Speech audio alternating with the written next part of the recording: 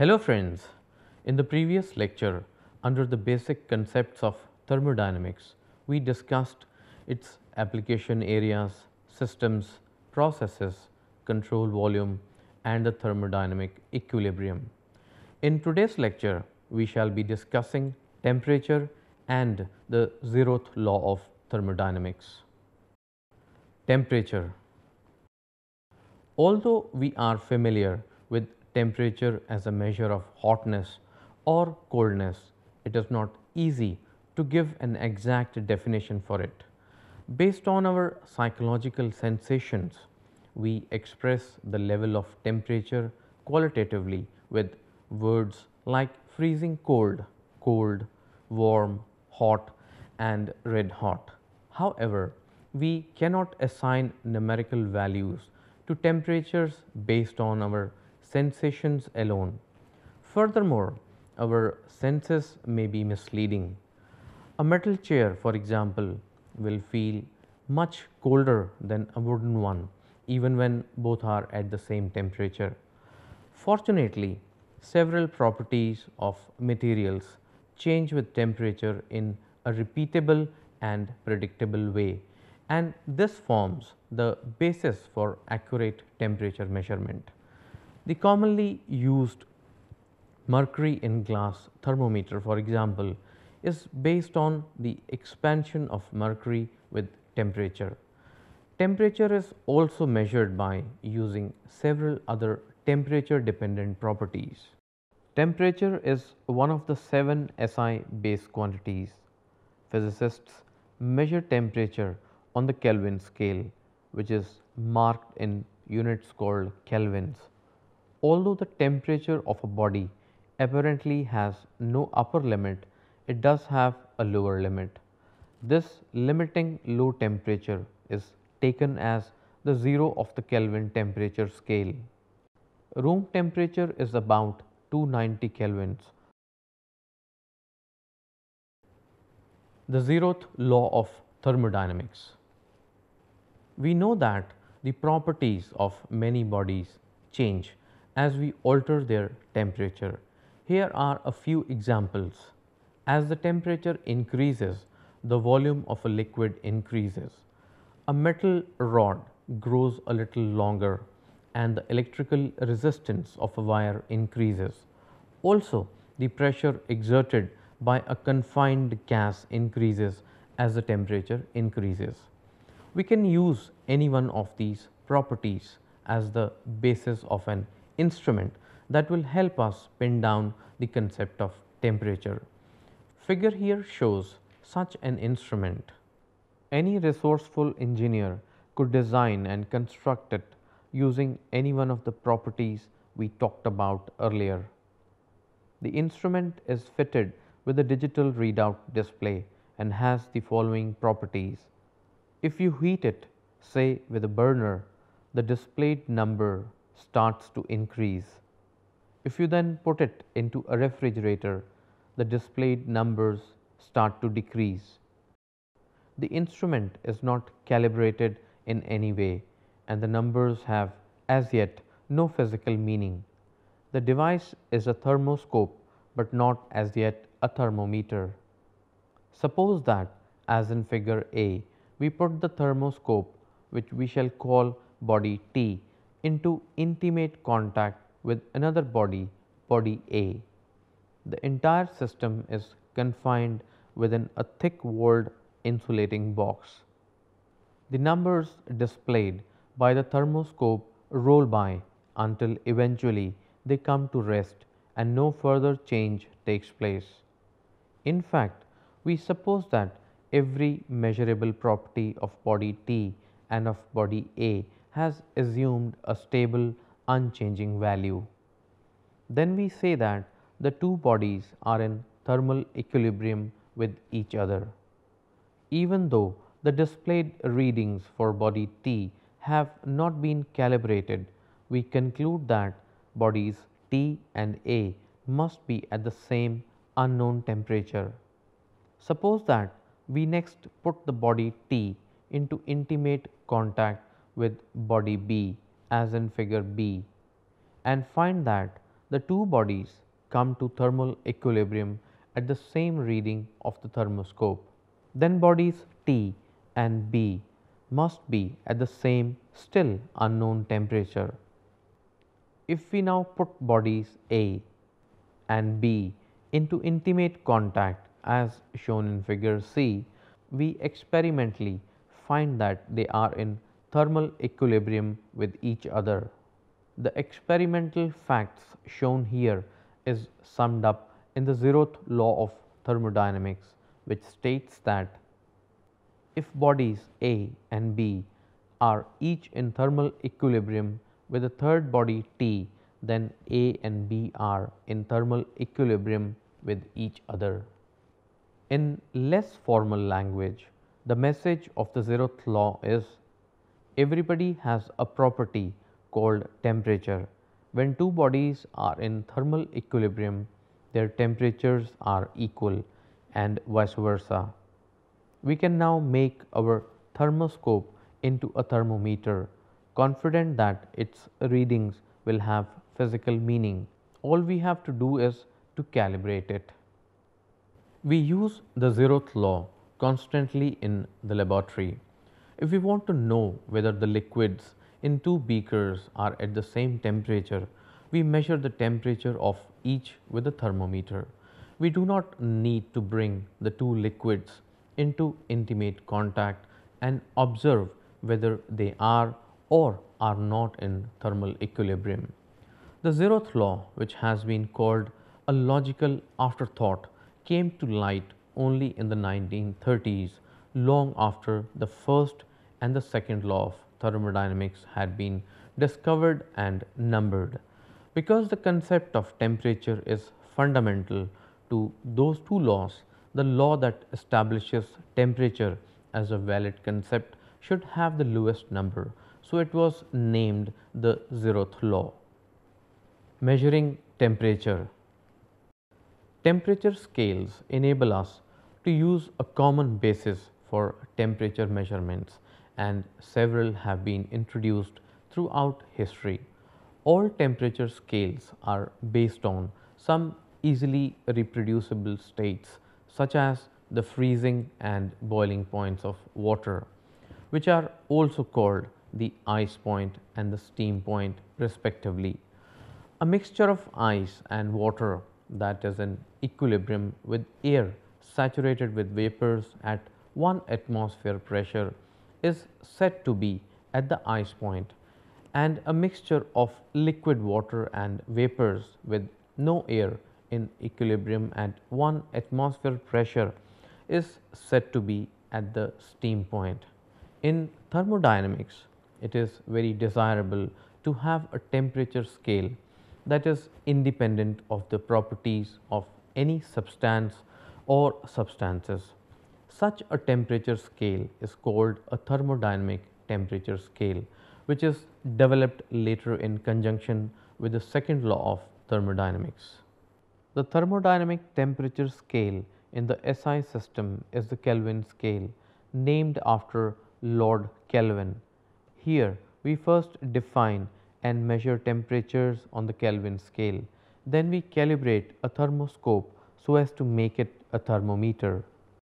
To set up a temperature scale, we pick some reproducible thermal phenomena and quite randomly assign a certain Kelvin temperature to its environment. That is, we select a standard fixed point and give it a standard fixed point temperature.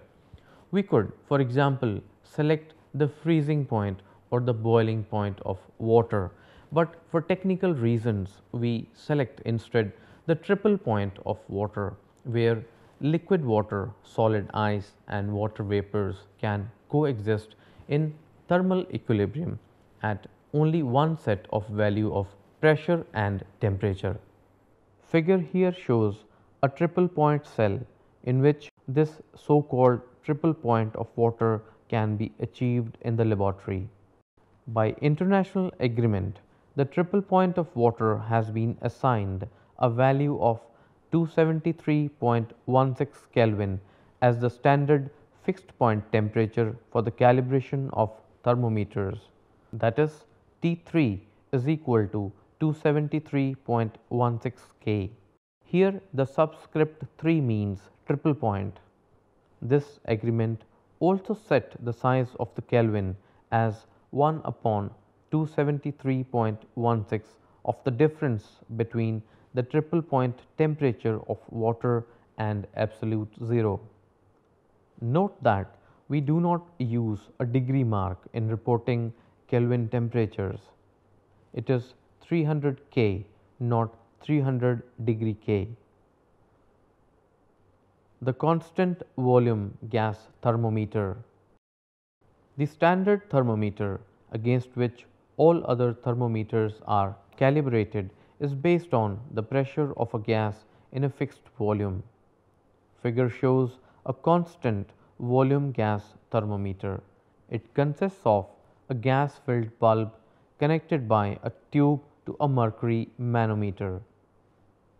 By raising and lowering reservoir R, the mercury level in the left arm of U tube can always be brought to the zero of the scale to keep the gas volume constant. This thermometer is based on the principle that at low pressures the temperature of a gas is proportional to its pressure at constant volume. That is, the temperature of a gas of fixed volume varies linearly with pressure at sufficiently low pressures.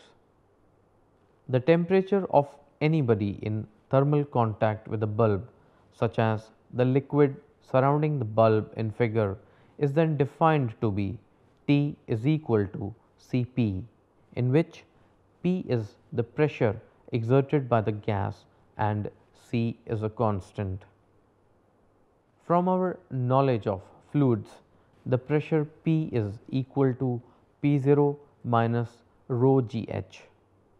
Here P0 is the atmospheric pressure, rho is the density of the mercury in the manometer, and H is the measured difference between the mercury levels in the two arms of the tube.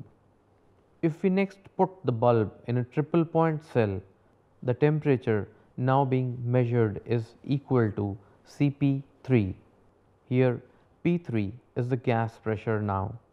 Eliminating C between equation A and B gives us the temperature as T3 into P upon P3, and this is equal to 273.16 K into P upon P3. We still have a problem with this thermometer. If we use it to measure, say, the boiling point of water, we find that different gases in the bulb give slightly different results. However, as we use smaller and smaller amounts of gas to fill the bulb, the readings converge nicely to a single temperature, no matter what gas we use. The figure here shows this convergence for three gases. Thus, the recipe for measuring a temperature with a gas thermometer is the triple point temperature multiplied by the ratio of P upon P3, limiting the gas to 0. The recipe instructs us to measure an unknown temperature T by filling the thermometer bulb with an arbitrary amount of any gas, for example nitrogen, and measure P3 and P using a triple point cell, keeping the gas volume the same. Then calculate the ratio P upon P3. Repeat then both measurements with a smaller amount of gas in the bulb and again calculate this ratio. Continue this way using smaller and smaller amounts of gas until you can extrapolate to the ratio P upon P3 that you would find if there were approximately no gas in the bulb. Calculate the temperature T by substituting the extrapolated ratio in equation C. This temperature is called the ideal gas temperature. It should be noted that the absolute gas temperature scale is not a thermodynamic temperature scale, since it cannot be used at very low temperatures due to condensation and at very high temperatures due to dissociation and ionization. However, absolute gas temperature is identical to the thermodynamic temperature in the temperature range in which the gas thermometer can be used, and thus we can view the thermodynamic temperature scale at this point as the absolute gas temperature scale that utilizes an ideal or imaginary gas that always acts as a low pressure gas regardless of the temperature. The Celsius and Fahrenheit scales. So far, we have discussed only the Kelvin scale used in basic scientific work. In nearly all countries of the world, the Celsius scale, formerly called the centigrade scale, is the scale of choice for popular and commercial use and much scientific use. Celsius temperatures are measured in degrees, and the Celsius degree has the same size as the Kelvin. However, the zero of the Celsius scale is shifted to a more convenient value than absolute zero. If Tc represents a Celsius temperature and T a Kelvin temperature, then Tc is equal to T minus 273.15 degree. In expressing temperatures on the Celsius scale, the degree symbol is commonly used. Thus, we write 20.00 degrees Celsius for a Celsius reading, but 293.15 K for a Kelvin reading. The Fahrenheit scale used in the United States employs a smaller degree than the Celsius scale and a different zero of temperature. You can easily verify both these differences by examining an ordinary room thermometer on which both scales are marked. The relation between the Celsius and Fahrenheit scale is Tf is equal to 9 upon 5 Tc plus 32 degrees. Here Tf is Fahrenheit temperature. Converting between these two scales can be done easily by remembering a few corresponding points, such as the freezing and boiling points of water. The table here shows some common corresponding temperatures.